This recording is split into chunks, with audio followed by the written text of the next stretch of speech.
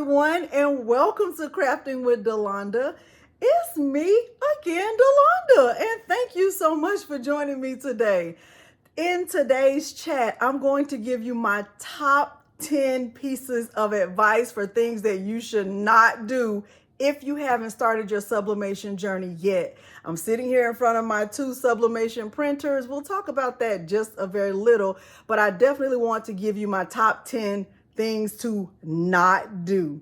Let's go ahead and get started. Number one, my first piece of advice is do not be in a rush to get started with sublimation. Let's just say you're in these Facebook groups and you started out with your Cricut and you see all these people starting with sublimation and sublimation camp just ended and sublimation, but you don't know anything about it. You don't have the right printer. You can't afford to get started right now. Your budget will not accommodate it. You don't know what ink to purchase. You don't know, what software to use. You're not ready.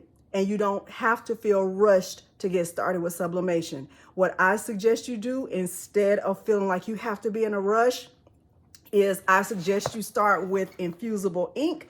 Infusible ink will give you fantastic results. I have a full playlist on my channel with multiple uses of infusible ink. You're going to get nice and vibrant results. You will be pretty much following the sublimation process without the sublimation price. Number two, my second piece of advice is don't limit yourself to Cricut Design Space. So like you, I started my crafting journey, well, like many of you, I started my crafting journey with a Cricut. And, as my crafting journey progressed, I started to get into sublimation. And my thinking was limited to, well, I'm now using a different type of craft, but I'm still in Cricut Design Space. In my opinion, you need to start learning other different types of software. A nice software to use that comes with a free version is Silhouette Studio. I highly recommend that you familiarize yourself with how to use the basics in Silhouette Studio. You can print from there, and most of the time with sublimation, you don't need a cutter. Remember, a Cricut or other vinyl cutters, those are just cutters. They cut out the image that you have printed. But most of the time with sublimation, you don't even need a cutter. You can just cut around the image yourself. Okay, so that's my second piece of advice. And I can't wait to hear some of the tips you have to share after I finish with my top 10. My third piece of advice is don't start out with something or a blank that is something that will be hard to do. Sublimation in itself is already going to require some level of knowledge with software. And starting out with something like a tumbler might just take you over the edge. What I suggest you do instead is try to find some inexpensive polyester fabric.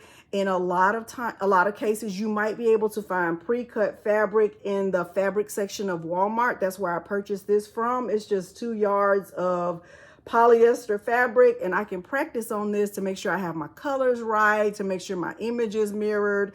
This is a good starting point instead of actually wasting sublimation blanks, which could be costly. This is the one that a lot of people make a mistake on, and honestly, I really can't help when I hear people do that. It just breaks my heart. With these printers that I have behind me, they come with ink. My advice for you is do not use the ink that comes with the printer. The ink that came with these printers is right here in this box. It's still unopened. I'm never going to use it. So when you purchase a sublimation printer or a printer like an Epson EcoTank and you have decided that you are going to use sublimation ink, this is not sublimation ink. This is inkjet ink. You will need to purchase sublimation ink separately. If you do make the mistake of putting this ink inside, I know there are videos on YouTube about how to take the ink out. I cannot leave any of them linked below because I haven't watched any of them because I haven't done that. But you might have to look up a video to find out how to get the ink out if you have made a mistake and put the wrong ink inside. You might also have to look up a video if you don't put the right ink in the right slot. Each of these eco tanks, each of the tanks is listed or is labeled with the correct color. So let's just say you put the yellow in where the black should go. You're going to have to get all that yellow out in order to put the black ink in. So be very, very careful about that. All right. Tip number 5, don't start without doing your research. Don't be in such a rush to get started that you just think, I'm just going to start. I'm just going to figure it out as I go along. Sublimation is not the kind of craft that you can figure it out as you go along. So from what I've done, from all the sublimation tutorials I've done and all the times I've ever gone through a sublimation craft, these are the top 7 things you're going to need. You're going to need sublimation paper, sublimation ink, a sublimation printer, a dedicated sublimation printer. You're going to need a heat source. You're going to need heat resistant tape. You're going to need a substrate. So a substrate is a sublimation blank. And you're going to need butcher paper, but do your own research on which one of these is the best for you. Which brand of paper do you like? Which printer brand do you want to go with? What butcher paper do you want to use? What brand of heat resistant tape? Because all heat resistant tape doesn't fit in a regular tape dispenser. You're gonna have to find the right tape. All those things require research. Do your due diligence, okay? Tip number 6, don't think that you can get started with your household iron because you can't. Instead, you are going to need a heat source that will reach 385 degrees. When I was ready to get started with sublimation, I knew I needed a heat source. This is the first heat source that I had. And honestly, I'm just being honest, I do have a little bit of regret about purchasing this because this is a 9x9 Cricut Easy Press, which is fine. I mean, it does reach the required temperature. It's going to give me good, solid, even heat. It heats up fast. It has all those benefits. However, because this is actually not considered as a heat press, this is considered as an iron, I eventually needed something bigger. And then I wanted something bigger. Then I wanted a clamshell.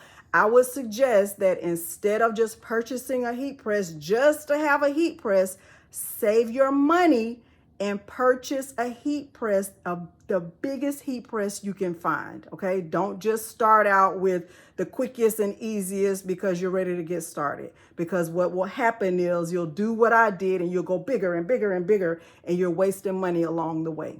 All right, let's keep going. Tip number 7, don't confuse butcher paper. This is my butcher paper.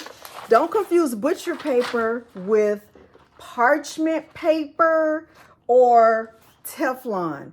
They are not the same thing and they cannot be interchanged. The purpose of butcher paper is to protect your heat source from getting any ink on it when you're following the sublimation process.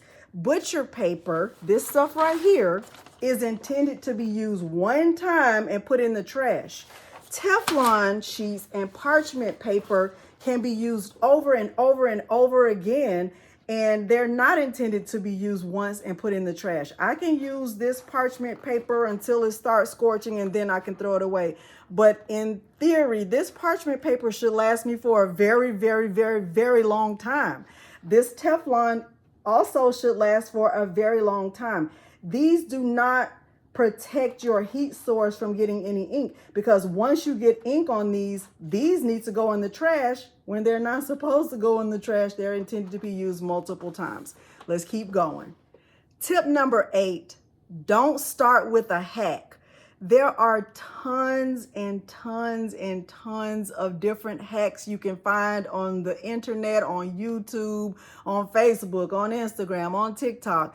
You know, you can do sublimation on glitter. You can do sublimation on, Easy Subli or sublimate. Like there are so many ways to do a hack. And if you are just getting started with sublimation, your focus should not be on learning how to do a hack. Focus on learning the art of true sublimation, which means that the sublimation ink is going to go directly onto the polyester coated item or the polyester fabric. Nothing is going to go in between the fabric and the sublimated image, okay? Tip number 9, don't focus on perfection. The first time you follow the sublimation process, you might make a mistake and it's going to be okay. That takes us back to the tip where I said start out with this fabric. You might make a mistake, and it's okay, because this is,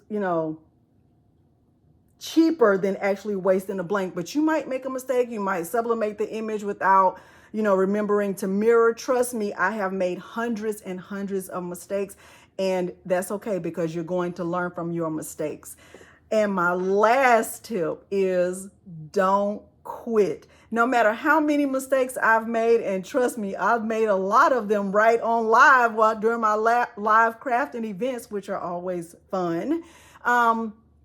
I've learned something every time, and it has not ever made me want to quit. It has made me want to use a few choice words. It's made me want to, have a beverage. It's made me want to walk away. It's made me want to take some deep breaths. And all of those things are okay to do, in moderation, but it has not ever made me want to quit. So as you get started on your journey, you're going to make mistakes, and that's okay. My goal here, as always, is to help you on your crafting journey, in whatever part of your crafting journey you're on. And I can't wait to hear about what other tips or what other don'ts do you want to share? What other don'ts would you suggest for someone who's just getting started with their sublimation journey? Hopefully this has been helpful to you. If it has, remember to like the video, subscribe to this channel, and turn on the bell for notifications, because I do upload new content every single week. Thank you so much for joining me today, and thanks for watching.